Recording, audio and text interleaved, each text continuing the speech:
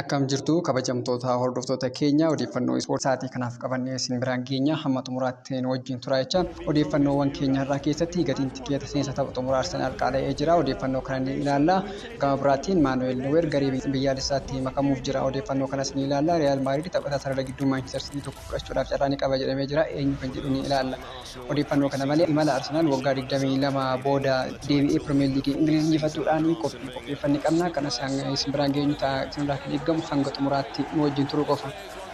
Odeeffannoo keenya jalqabaatiin gatiin tikeeta seensa tapha xumuraa Arsenaal qaala'ee jira. Chaampiyoonaan Premier League bara kanaa Arsenaal tapha isaa xumuraa dirree ala Crystal Palace waliin ni taphata. Gatiin tikeeta seensaa kun akkasitti qaala'uuf sababa kan ta'e Arsenaal guyyaa sanaan waancaa waan fudhatuuf ta'uu isaa beekamee jira. Amma tikeetonni masariitii irratti gurguramaa jiran hanga paawundii 45,000 gahuun ibsamee jira. Tikeetota gurgurtaaf dhiyaatan keessaa inni xiqqaan paawundii 3,000 ta'uun gabaafameera. Arsenaal waggaa 22 booda dilbata dhufu ifatti waancaa liigichaa kan fudhatu ta'a. Odeeffannoo biraatiin karra eegaan garee biyyaalessa Jarman Maanuel Neuer garee biyyaalessaatti makamuuf jira. Garee biyyaalessa Jarman keessaa bahee kan ture Maanuel Neuer waancaa addunyaaf garichatti makamuuf akka jiru ibsameera.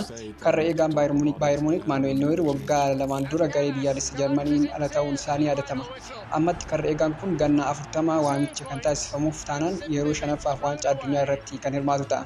Dabalataanis karra eegaa umrii guddaan biyya isaa tajaajila jedhamuuf Riikaardii Loozar Maatiyoosiin kan fooyyessu ta'a. Odeeffannoo biraatiin Real Madrid taphataa sarara gidduu kilaba Manchester City kan ta'e Rodri ganna kana fudhachuuf carraa qaba jedhamee jira.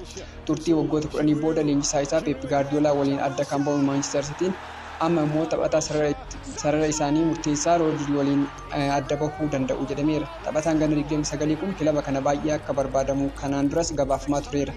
Taphataan kun kilaba kana waliin waancaa Premier League, FA Cup, Carabao, Champions League Awurooppaa fi waancaa kilaboota addunyaa FIFAn qophaa'uu injifatuun isaa kan yaadatamudha. Akka dhuunfaatti immoo badhaasa Ballon d'Or taphataan kun Manchester City keessatti injifatee jira. Imala waggaa 22 booda Arsenaal waancaa Premier League bara 2025-26 fudhate qopheeffannee qabna qophicha hordofnee walitti deebina. Imala Arsenaal waggaa 22 booda deebii bara Premier League 2025-26 milkeesse. Arsenaal waggaa 22 booda chaampiyoona ta'e. Caamsaa 2026 fishkaan xumuraa afuufame. Istaadiyeemii Emirates keessatti sagaleen deeggartootaa ol ka'e. Deeggartoonni hedduun imimmaan isaanii dhangalaasanii. Sababni isaas Arsenaal waggaa 22 booda yeroo jalqabaatiif Premier League mo'ate. Kun seenaa kubbaa qofaa miti. Kun seenaa obsaa, seenaa gaddaa, kufaatii deebi'anii ka'uu kubbaa miilaa irratti taasifamedha. Kun imala Arsenaal bara 2004 Invisible irraa eegalee hanga shaampiyoonaa bara 2026tti deemedha. Egaa akkam jirtu kabajamtoota hordoftoota keenya qophii keenya har'aatiifti imala Arsenaal bara 2003 irraa hanga bara 2026 taasise isin biraan geenya.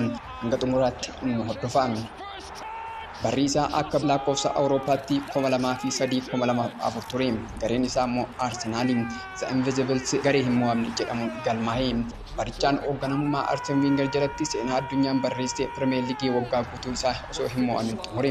Tapha 38 taphateen injifannoo 26 12 qixa ba'uudhaan tapha tokkos hin mo'atamne. Kun addunyaa ajaa'ibsiise. Hiriira taphaan garichi fayyadamuun 4-4-1 karra eegaa garichaa Yaan Sleeman fayyadamuun sarara mirgaan Laawuran sarara bitaarraan Ashley Cole fayyadaman. Isa jidduu irratti Sol Campbell fi Kolo Touré kan fayyadamu garichi iddoo keessatti mirgarraan Derek Lombard bitaarraan Roberto Pires fayyadaman. Central midfielder irratti Patrick Vieira dursaa garichaa fayyadamu isaa wajjin Gilberto Silva hiriirsisan. Isaan fuuldura irratti immoo Dennis Bergkamp fayyadaman. Difata fuulduraatti hiriirii fayyadamuudhaan istojjiirraa irratti Jose Antonines, Nwankwo Kanu, Saylan Wiltord, Edu fi Ray Paulo barichaan goolabanii jiru. Taphattoonni akka Thierry Henry, Patrick Vieira, Dennis Bergkamp garee sana keessatti maqaa isaanii qalama warqeetiin barreeffatanii jiru. Namni yeroo sana Arsenaal waggaa 22 eeguu miti waggaa waggaadhaan shaampiyoonaa ta'a itti fakkaata ture. Garuu kilabicha keessatti abjuu ta'e. Bara 2006 Arsenaal mana isaanii seena qabeessa Highbury dhiisanii gara istaadiyeemii haaraa ijaarame Emiratesitti qajeelanii. Kunis guddina kilabichaaf ture. Garuu guddina osoo hin taane rakkoo guddaa fidee dhufe. Baasii humnaa oliif kilabicha saaxile. Arsenaal yeroo sana irraa kaasee qarshii of eeggannoo guddaadhaan fayyadamuu jalqabe. Yeroo gareewwan biroo kanneen akka Chelsea, Manchester City, Manchester United fi Liverpool fa'aa maallaqa guddaa baasan Arsenaal ammoo dargaggoota guddisuu irratti xiyyeeffate. Bara 2007 Thierry Henry gara Barcelonaa deeme. Kunis deeggartoota Arsenal gadda keessa galche. Isa hordofuun bara garagaraatti taphattoonni akka Cesc Fabregas, Samuel Nasri, Kolo Touré, Robin van Persie fi Alex Sanchez olama jechaa gad dhiisanii deemanii. Keessumaa van Persien gara morkataa isaa Manchester United deemuun deeggartoota Arsenal baay'ee aarse. Arsenal yeroo hedduu top 4 keessaan xumura, garuu chaampiyoona ta'uu hin dandeenye. Deeggartoonni garee faallaa Arsenal laafaadha, ofitti amanamummaa hin qabu, gaggeessaa gaarii hin qabu jedhanii kan itti qoosan turani. Bara garagaraatti kilabichi jalqaba gaarii miidhaa taphattootaatiin ammoo xumura irratti kufaatii keessummeessaa ture. Bara 2014 waggaa 9 booda waancaa FA Cup mo'ate. Aaron Ramsey galchee injifannoo galche. Kun deeggartootaaf boqonnaa guddaa ture. Garuu gaafiin ammas deebiin arganne.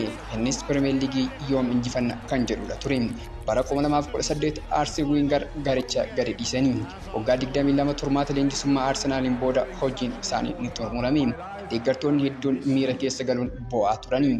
Sababni isaas Arsene Wenger Arsenal keessatti gammachuu gaddaa fi kufaatii fi ka'iinsa hedduu dabarsanii jiru. Baay'insa Wenger hordofee Arsenal yeroo sana murtoo guddaa murteesse. Dursaa taphattoota isaanii duraanii fi gargaaraa Pep Guardiola kan ture Mikel Arteta leenjisaa haaraa gochuudhaan muude. Artetaan yeroo sana muuxannoo leenjisummaa waan hin qabneef namoonni hedduun Artetaan Arsenal keessatti hin milkaa'u jechuudhaan dubbataa turani. Garuu Artetaan yeroo suma karoora qaba ture. Innis dargaggoota ijaaruu, sirna cimaa kilabicha keessatti uumuu fi ittisa kilabichaa jabeessuu fi meentaalitii jijjiiruufaan ni eeramu. Jalqabni isaa baay'ee ulfaataa ture. Arsenal yeroo lama sadarkaa 8ffaan xumure. Namoonni Artetaa irratti qoosuu eegalanii, garuu innis hojii isaa itti fufuu hin dhiisne. Artetaan boodarra garuu kilabii cimaa ijaare. Taphattoonni akka Bukayo Saka, Martin Odegaard, Gabriel Martinelli fi William Saliba fa'aa garee kana jijjiiranii jiru. Arsenal kilaba ittisa cimaa qabu, reesingii cimaadhaan taphatu akkasumas meentaalitii cimaa qabu ta'e. Deeggartoonni amma amanuu jalqabanii. Bara 2022-23 Arsenal yeroo dheeraaf liigii kana dursaa ture. Garuu dhumarratti Manchester City'dhaan caalamee waancaa kana dabarsee kenne. Yeroo deebiidhaan bara 2023-24 Arsenal ammas bifuma wal fakkaatuun waancaa kana fudhatee dhabee sadarkaa lammaffaan yeroo lammaffaaf xumure. 2024-25 ammas gareen Arne Slot Liverpool waancaa kana fudhate. Arsenal ammas yeroo sadaffaadhaaf sadarkaa lammaffaadhaan xumure. Kun hundi Arsenaliin miidhuu osoo hin taane jabina Arsenaliif ta'e. Bara 2025-26 kana Arsenal adda ta'uudhaan kan inni deebi'e. Jabinni sarara ittisaa, sammuun taphattootaa, pireesingii cimaa, kubbaa to'achuudhaan taphachuu fi kanneen kana fakkaatan cimina Arsenaaliin. Taphattoonni akka Declan Rice, Bukayo Saka, Odegaard, Gabriel Magalhaes fi Saliba cimina garee isaanii keessatti shoora guddaa bahu. Artetaan garee guutuu Yurooppii keessatti sodaatamaa ta'e ijaare. Guyyaa murteessaa irratti Manchester Cityn qabxii Bournemouth gate. Arsenal immoo chaampiyoona ta'e. Emirates keessatti faaruun ol ka'e. Namoonni ni bo'anii. Emirates alaabaa diimaadhaan faayame. Faaruun North London Forever Whatever the Weather jedhu istaadiyomicha miila tokkoon dhaabe. Dargaggoonni yeroo isaanii jalqabaaf Premier League argan. Namoonni yeroo Wenger yaadatan waggaa 22 booda Arsenal deebi'eera. Kubbaan miilaa injifannoo qofaa miti. Yeroo tokko obsa, gaddaa fi amantii gaafata. Arsenal kufee itti qoosame, namoota ciccimoo isaas ni dhabe, garuu olaantummaa isaa deebisee ijaare. Bara 2026 Arsenal yeroo biraaf Premier League Ingiliz irratti chaampiyoonummaa isaa deebifate. Bara 2026 Arsenal chaampiyoonaa Premier League ta'uudhaan goolabe. Egaa kabajamtoota hordoftoota keenya, qophii Arsenal imala waggaa 22 jedhuun har'aaf qopheessine kana fakkaata ture. Qophii biraatiin hamma walitti deebinutti turtii gaarii. Kabajamtoota hordoftoota keenya, qophii imala Arsenal waggaa 22 jedhu dhageeffannee walitti deebinee jirra. Odeeffannoo biraa keenya har'aa kana fakkaata ture. Odeeffannoo biraatiin hamma walitti deebinutti turtii gaarii.